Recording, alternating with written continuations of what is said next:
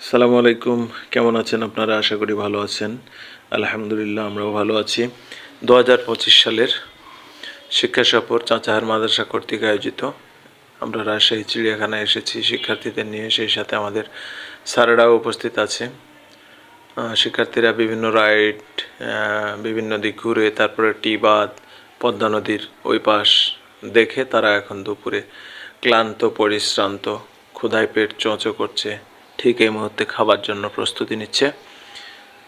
স্যারেরা ব্যস্ত তাদের খাবার পরিবেশনের জন্য। শিক্ষার্থীরা নিজেদের মধ্যে গল্প করছে। আমাদের মাওলানা রফিকুল ইসলাম হুজুর, বুলবুল স্যার, ভাইস প্রিন্সিপাল হুজুর, তারপরে রেজাউল করিম স্যার, সবাইকে দেখতে পাচ্ছি।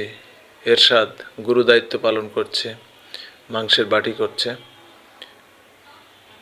সে সাথে আমিও আমাকে একটু দেখিয়ে নিলাম।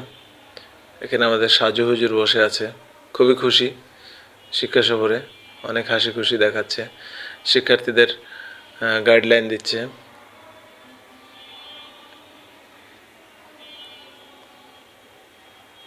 এখান থেকে তারা চলে যাবে সাফিনা পার্কে খাওয়া দাওয়া করেই। বার্ষিক বনভোজন, শিক্ষা সফর, এইগুলো শিক্ষার্থীদের যে বিনোদন সেটির প্রয়োজন আছে, এরই অংশ হিসেবে প্রতিষ্ঠান কর্তৃক আয়োজন করা হয়ে থাকে। আমরা প্রতি বছরই আসি।